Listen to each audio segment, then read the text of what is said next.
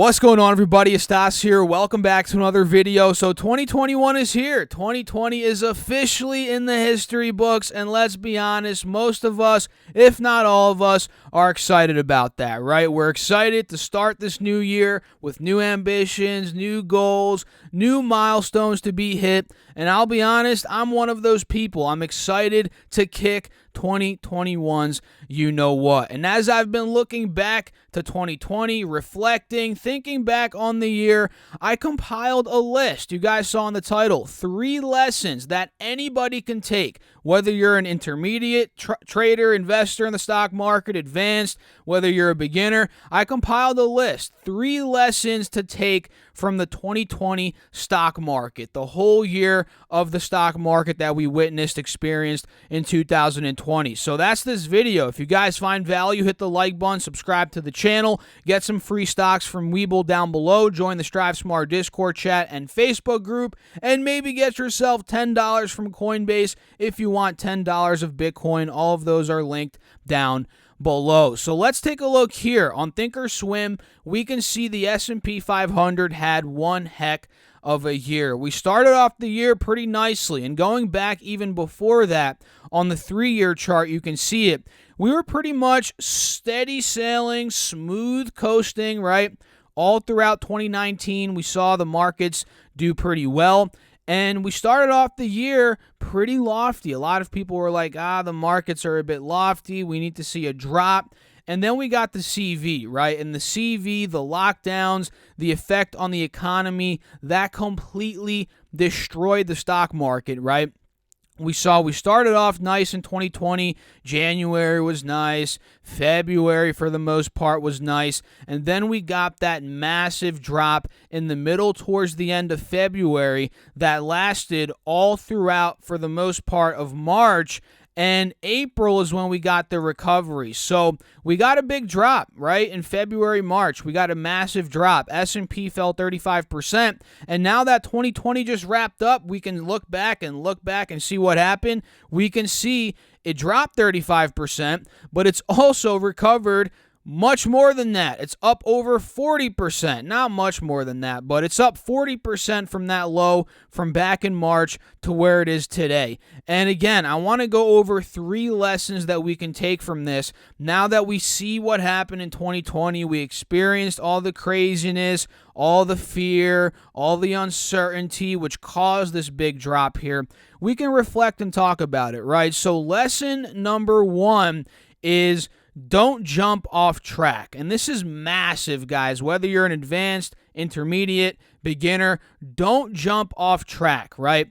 We all have, as investors, traders, strategies, right? But one strategy that most people in the stock market have out there is long-term investing. A lot of people buy stocks and they hold them for the long term, right? With the goal of retiring one day, whether it's 10, 20 years from now, living off the dividends from 10, 20, 30 years from now, whatever it is. And during that time, from when you start investing to when you plan on retiring, there's a lot of up and downs, in the markets, and this was one of them. And one thing that can screw you over is when you see a massive drop in the markets, you getting out, you jumping off the track, jumping off your original plan of buying and continuously buying and then retiring 10, 20, 30 years from now, right? The worst thing you can do is cash out completely during times of uncertainty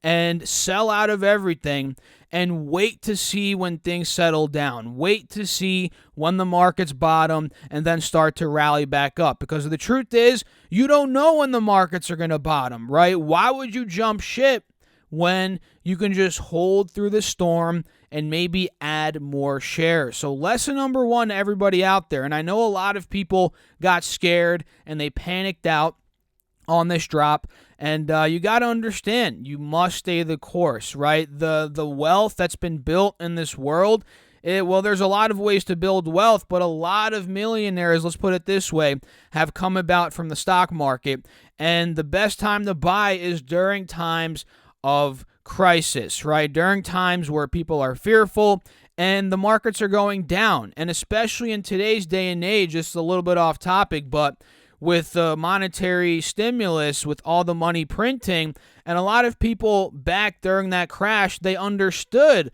that the way that the Fed was going to respond to the crash was to print more money. So they knew that the asset prices are going to be inflated once more money's printed, right? So now that the asset prices are falling, let me get in at these prices because we know that money's going to be printed, the stocks are going to go back up, and I'm going to make a killing, right? That's what people were saying back in the crash. Some people, right? Not everybody, but a lot of people were nervous, right? So lesson number one is don't jump off track. Very, very important. Stay the course and buy more, right? Buy more stocks when they're falling. And step number two, or lesson number two rather, which kind of goes hand in hand with number one, when the markets crash, have some cash, right? Have some cash. And again, don't panic out, like I said in lesson number one, because when the market drops and you have cash with lesson number two, you're going to be able to take advantage of opportunities. Could you imagine if you were to buy a lot of these stocks that have 10x in the past couple of months when they were down in these prices, when the S&P was down 35%? I mean, take a look at some of these stocks. Sure, you could have bought VOO, which is great. That's an ETF that tracks the S&P 500. You didn't triple your money, 5x your money, but you still did a very, very well. You did a great job. But let's say you bought Square with some free cash you had back in March, April, right? Square was $32 a share, guys. $32 a share. And today it's at $240. And it's gone up so much. It's gone up almost 600%. And I've been on the channel before saying that one regret I have from the stock market crash, one personal regret in terms of not buying a stock, I wish I bought so much Square back in March. Excuse me. I wish I bought so much more, or so much of it, and I didn't.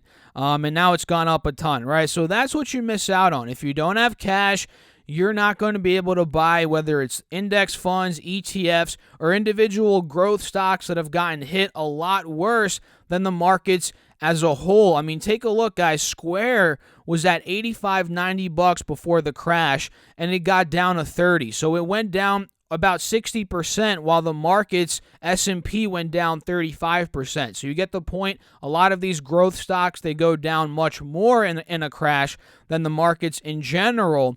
And you notice value stocks, sometimes they go down less than the markets in general. So lesson number two, 100% have cash, right? And one more thing to say about that, it depends on your risk tolerance or your preference. You don't have to have 100% cash. I don't think that's wise, but I think it's wise to have 20 to 30% cash. Me personally right now, I'm at like 30 to 40% cash or something like that, right? I think that is a pretty good spot to be in, depending on what cycle or what stage of the market cycle we are in. So that's number two, have some cash. And number three, guys, this is very big, very, very big here as well, especially as we've seen a lot of flashy, cool stocks, or more like SPACs, right? This is a crazy time period for SPACs that have gotten up a lot, that have gotten or gone up a lot. Number three here is stick to your strategy. Even if it's not flashy or the coolest type of Wall Street investment bet, Wall Street Bets investment out there. You see some people on Wall Street Bets, they're doing some crazy stuff out there with these SPACs, with these penny stocks, and a lot of them are making so much money. And a lot of the time, more for beginners here, they see this and they're like, I don't want to go the original, or not the original, but the safe route of just buying index funds, buying these value dividend stocks like J&J, maybe Apple, Amazon. I don't want to go with these companies that maybe don't have a lot of upside, compared to these penny stocks. I want to go to these penny stocks. I want to go to these SPACs, right? All these new electric vehicle companies out there, which, by the way, I'm a fan of the SPACs, guys, but there's not going to be room for 25 EV players out there. There could be, but I think there's going to be more like 5 or maybe 5 to 10. So a lot of these SPACs you see these days, in 5-10 years, many of them are not going to be around anymore. That's just my personal opinion, just because of the market itself. You can't have 35 electric vehicle makers, at least in my opinion. I think there's going to be 5 to 10. So where I'm going with this is, don't just go for the next hottest thing out there, right? Not saying it's a get-rich-quick scheme. There could be money with trading these SPACs, but a lot of the time, long-term, right, you're going to see a better return just by sticking to the normal, the basic, the boring type of investments. And with 2020, the crash, right, and the bounce back where we saw a lot of stocks 10, 15x, a lot of people are like, screw these value plays. I'm going to these growth names and so forth. But another point here, guys, and I'm not saying we're going to see another crash, but let's play hypothetical a hypothetical situation here. Let's say we were to see another crash in the markets, maybe a year, 2 years from now, or maybe even the next 6 months. Who knows? What you guys are going to see is a lot of people are going to lose their shirt. A lot of money is going to be lost with these growth stocks, with the SPACs. A lot of money is going to be lost. So if you were to just stay originally with the value names, maybe some dividend players, maybe, Apple, some growth here and there, but a lot less risky than some SPACs. Let's say if you were to stay with those, you would have maybe done better in the next couple years than maybe if you're playing with these SPACs. If some of the SPACs and some of these higher growth names, penny stocks, were to crash, if that makes any sense. So that's pretty much it. I mean, let me run through these one more time. I don't want to ramble too much, but lesson number one we can all take is don't jump off the track, right? Stick to your strategy and just stick to it. Don't let a crash, don't let the media, don't let random people scare you out of your position. Stand strong and don't jump off the track. Lesson number two, have cash. Whether it's 10%, 20%, 30%, have some cash that you can put to work with when the markets crash, because they're going to crash. We're going to see corrections. If you have that cash, you'll be able to take advantage of opportunities. And lesson number three, stick to your strategy. It's kind of like lesson number one, but stick to your strategy, even though it's not the flashiest, coolest, hottest type of strategy, Wall Street bets type of strategy out there, because long term, a lot of the time, that strategy outperforms. Let's be honest, it outperforms. So that's pretty much it. Hope you all had a great 2020 for what it was. I know it was pretty crazy, but hope you guys made the best of it. And hope you guys have an even better 2021. Hope you guys crush your goals, your ambitions, your personal goals, stock market goals, money goals, whatever. Hope you guys do very well. If you all enjoyed the video, hit the like button. Make sure to subscribe. Share this with a friend. That's very important. I would really appreciate that. Share this with somebody on your social media. That'd be great to help them out. And don't forget to also claim your stocks from WeBull down below. $10 maybe from Coinbase, M1 Finance. Those are linked down below. And you could also join the Discord chat and Facebook group, and those are free. So I'll catch you all in the next video. Thanks for watching. As always, keep crushing the markets. Keep crushing your goals. Peace out, guys.